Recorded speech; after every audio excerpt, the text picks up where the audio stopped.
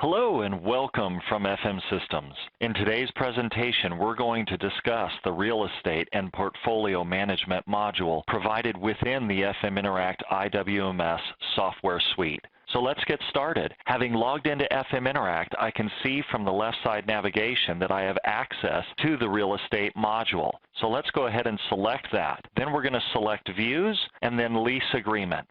Inside our lease agreements view, we have our main grid view area. From this grid view area, we can set up different color coding based on data queries that we define. We can also define what fields are going to display in our grid view header area. From here, we're going to select a lease, and from the lease details below, we can see information about that lease, including links to the floor plans, the start and end date for the lease, a brief description, the leased area, and other pertinent information. We also have multiple tabs along the top of the info view. So let's go ahead and choose Financial. Under the Financial tab, we can see our annual cost per square footage. This is based on the rent schedule that is defined within the system. Next, we'll choose Terms, and within Terms, we can see some of our term agreements. Following Terms, we'll go ahead and choose Expenses, where we can see that we have multi-add capability for different lease transactions. Here is an example of an energy transaction, and we can add as many more as we would like. Next up is our options. These would include the renewals, the break options, and the expansions. Following that is our contacts. Contacts is a way to be able to manage any important personnel that needs to be associated with the lease. This could include landlord information, sublease information, as well as any other contacts that you feel necessary. Following that is our Critical Dates tab. Inside Critical Dates, we see a number of different break options, renewals, the lease end date. These will occur automatically and be populated by the system as the dates are entered by a user.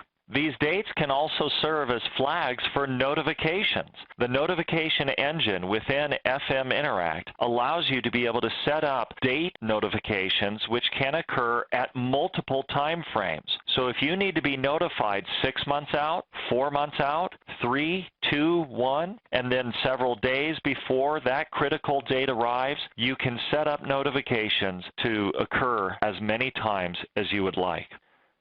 Next, we have documentation. Again, we have our multi-add form where we can go in and add multiple documents within the system. Simply choose the document and open it, and now you have it available to you.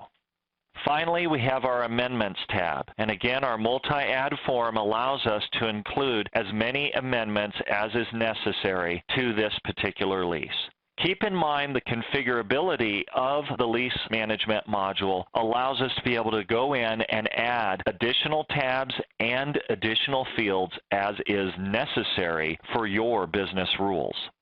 Also from the grid, we have the ability to do queries. We can set up our own queries based on the different fields that are displayed in the view. We can also set up various filters and be able to filter our view as necessary. So if I decide a threshold of $25 in my cost per square foot field and I want to see everything greater than $25, I can now do that using the filter and be able to filter out only those leases that match that criteria. From here, I can export my results into a PDF, a Word doc, or into Excel as an XLS or a CSV file.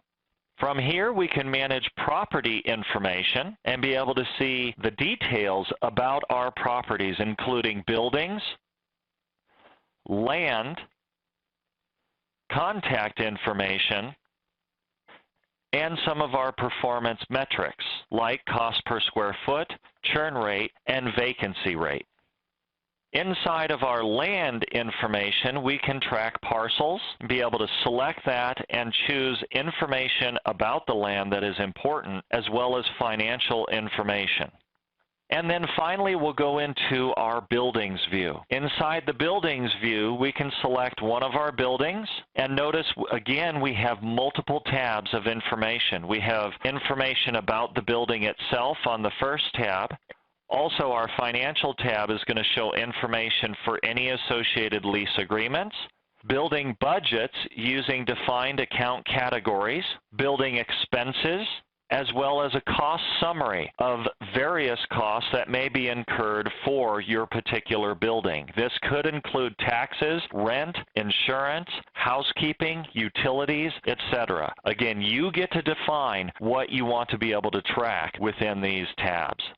We also have a life cycle tab, as well as building documentation. Let's now go into reports. And within reporting, we can choose from a lease abstract, which shows us a summary of our main lease information. We can also choose from any other canned reports that we provide within the system. FM Systems provides a number of canned reports as well as data views, along with the configurable implementation based on customer needs for the real estate and portfolio management module. Now let's talk about our portfolio analytics.